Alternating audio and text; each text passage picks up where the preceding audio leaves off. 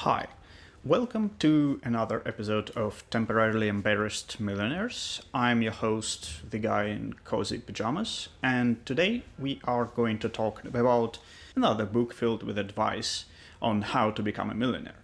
But first, let's quickly revisit the previous book that we talked about, Baby Steps Millionaires. Now, this book left us a little bit disappointed. Or at least I was a little bit disappointed, and that is because this book really emphasized three things. First is your mortgage, which you need to repay as soon as possible. Second is the college fund for your kids. And the third one is your retirement fund. Now, none of those things are relevant to me because I'm a millennial. I do not have a mortgage because the housing prices are so high that no bank will loan me enough money to cover the full price of a house. And I cannot save enough money for a sizable down payment because I keep spending all my money on rent. It's a very nasty habit, but for some reason I just cannot break it. So the second thing is your kids' college fund. Now, I'm just 31 years old. What kids? I mean, I'm basically a kid myself, at least in Hobbit years. So maybe in 10 years it will be relevant, maybe never, but above all, it is not relevant now, like at all. And finally, the retirement. We all know that the retirement funds all over the world are currently losing money because too many people are retiring and not enough young people are paying into them. Which means that the government has no choice but to keep raising the retirement age. It's not like they can just tax the billionaires, you know? They basically have no choice but to raise the retirement age. And it's been creeping upwards, and I'm afraid it will accelerate. So in like 60 years, when I'm in my 90s, I will probably come to the government office and tell them, I'm so sorry for interrupting your important business, but I'm a bit tired. Can I have my pension now? And like 130 years old boomer government official, yeah, boomers will still be in power 60 years later. He will look at me and say, oh, come on, not another entitled millennial. All they want is just free money and stuff. What about working? And I will say, well, I did work for like 70 years of my life. And they will say, yeah, sorry, but we do not do handouts. Pension fund has completely run out of money. You're not going to get anything. So yeah, I think something like that will happen.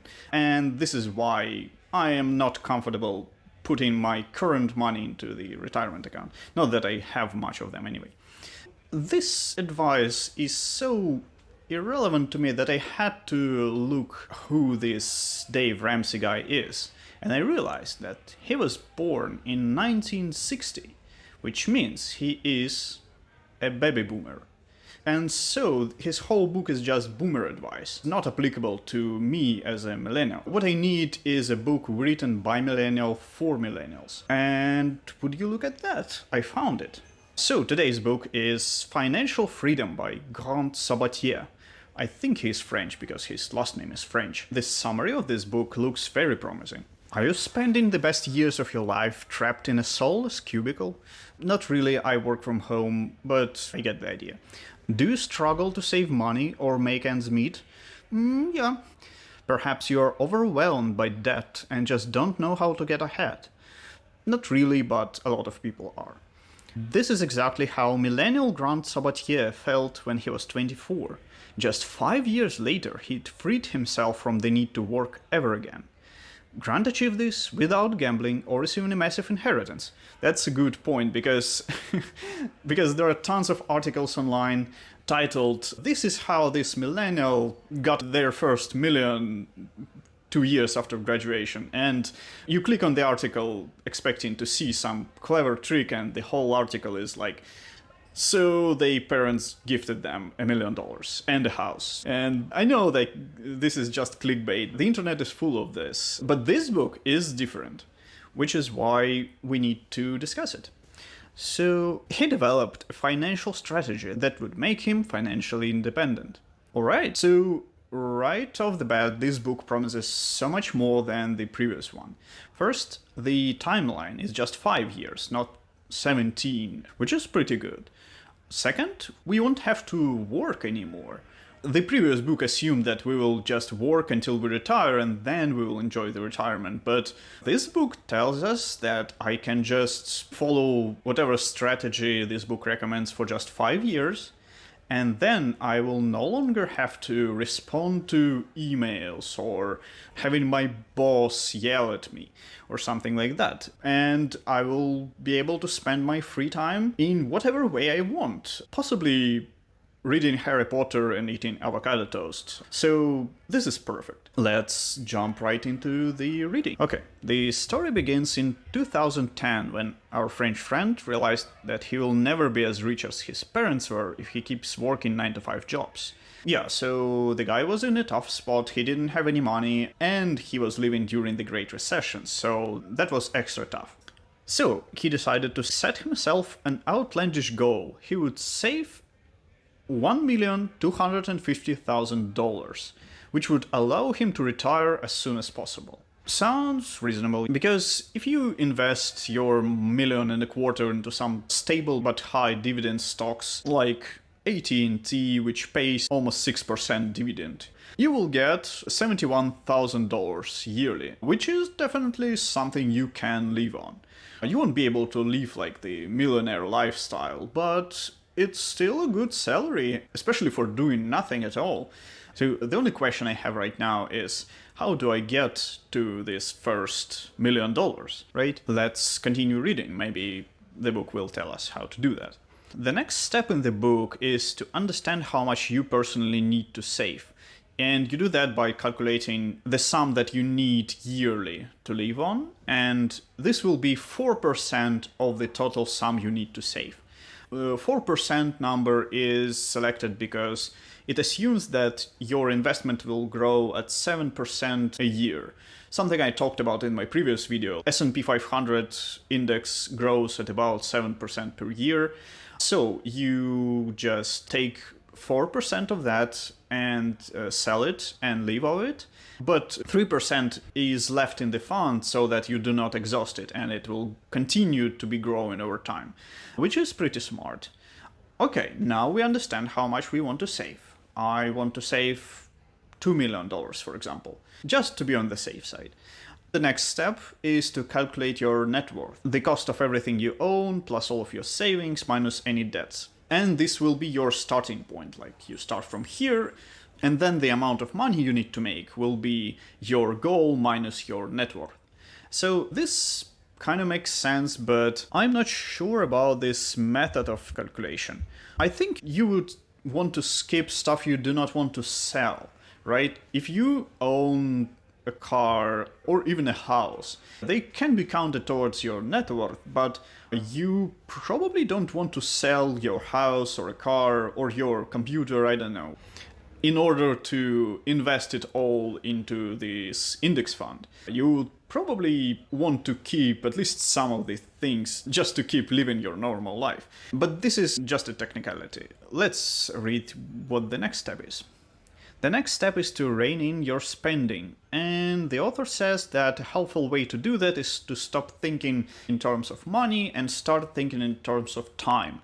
Basically, you need to understand how much you make per hour, and then when you see something you want to buy, you translate the cost in dollars or euros or whatever into hours of work that you need to do to afford the thing.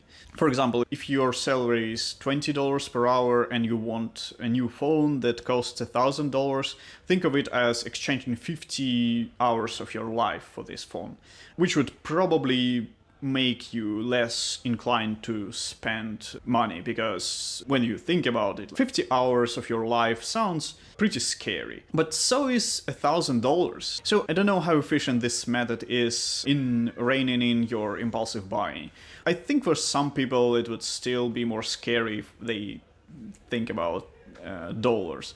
But I like that this book at least gives you some psychological life hacks on how to limit your spending. The previous book just assumed that you have iron will and discipline, and you just power through, just completely ignoring everything that you want to buy, and instead you just put everything into your retirement plans or kids' college fund or mortgage repayment. Alright, let's continue reading.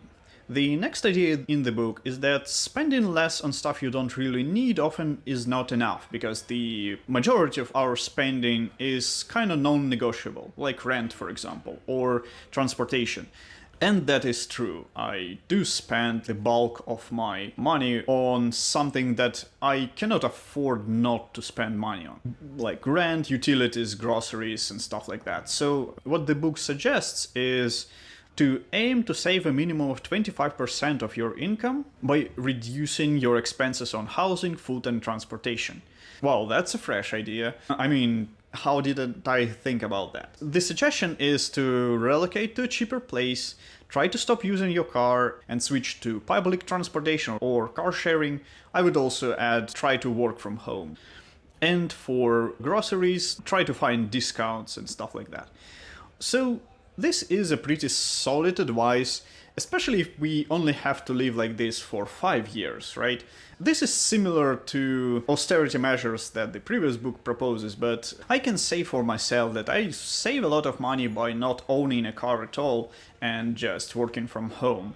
So if I could save on housing, I probably would. The problem is, in the Netherlands, there is a severe housing crisis all over the country. So there is a fierce competition for cheaper houses, cheaper apartments, and it's not that easy to just move to a cheaper location. But that makes sense.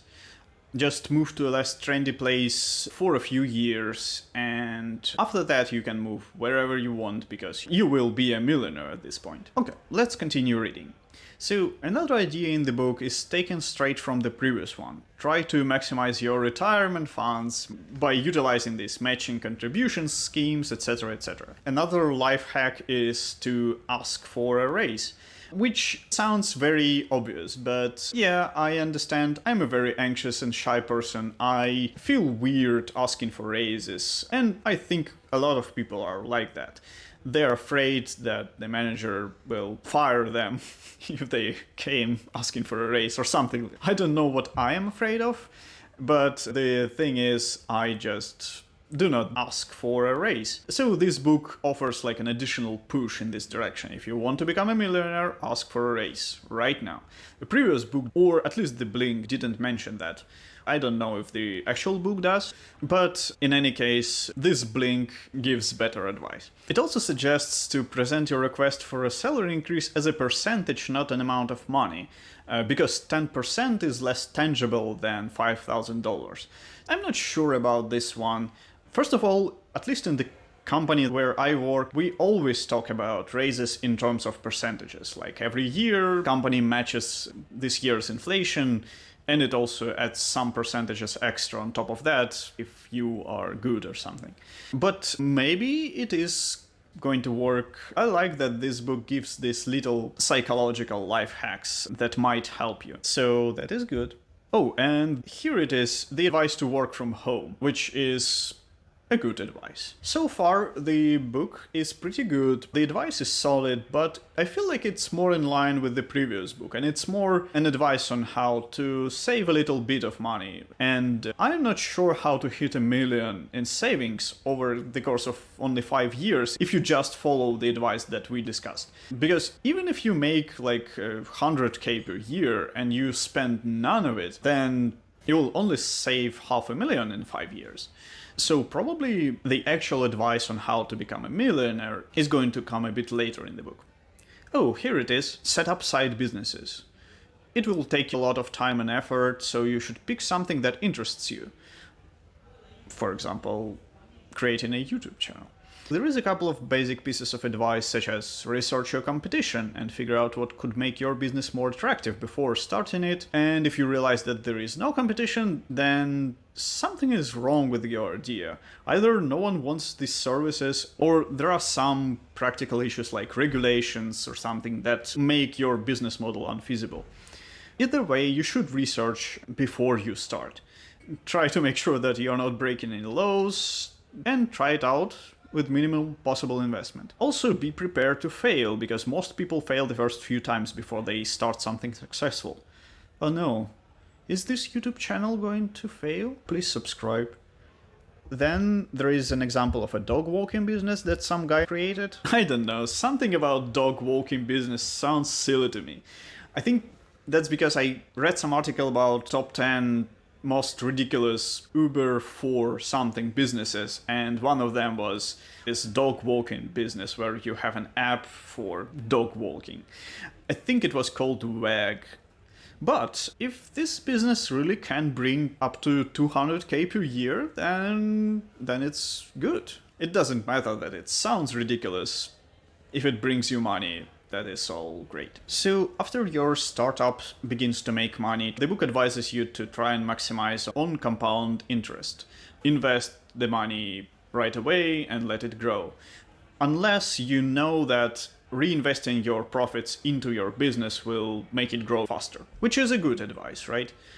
Oh, and the final advice is to actually put all of this advice to practice. Start right now. Don't wait until this video is over. Start right now. Invest your money. Schedule a call with your manager asking about a raise. Start researching ideas for your business. Start researching places you can move to or discount stores or something. Okay, maybe finish this video first. But then I will personally check that you started working on your first $1 million. And the most important thing, you should commit to playing a long game. Don't expect to become a millionaire in just a couple of years. You will be experiencing some failures, some temporary setbacks, but just continue on and you will be golden. Or not. I don't know. The book doesn't give any guarantees. I also cannot give any guarantees. All business is risky. Alright, cool. So let's rate financial freedom.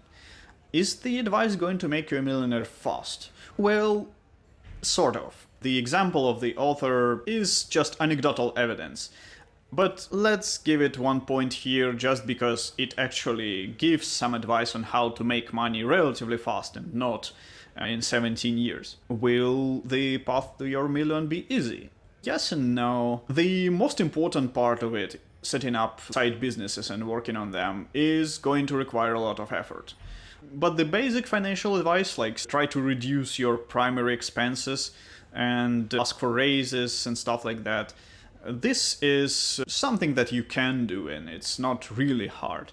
So I would say half a point. Finally, is the advice reliable? Again, a part of the advice is relatively reliable. You can always ask for raises and you can definitely try to save money on moving to a cheaper place. But the business part is of course not reliable.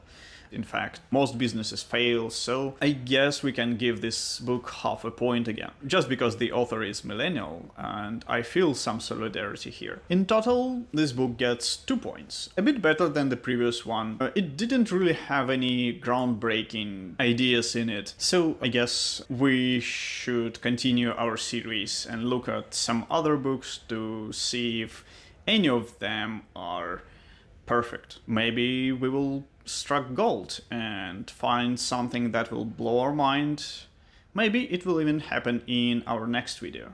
Who knows? The only way to know is to subscribe to me and to leave a like under this video and comment some ideas. And I will see you next time. Bye.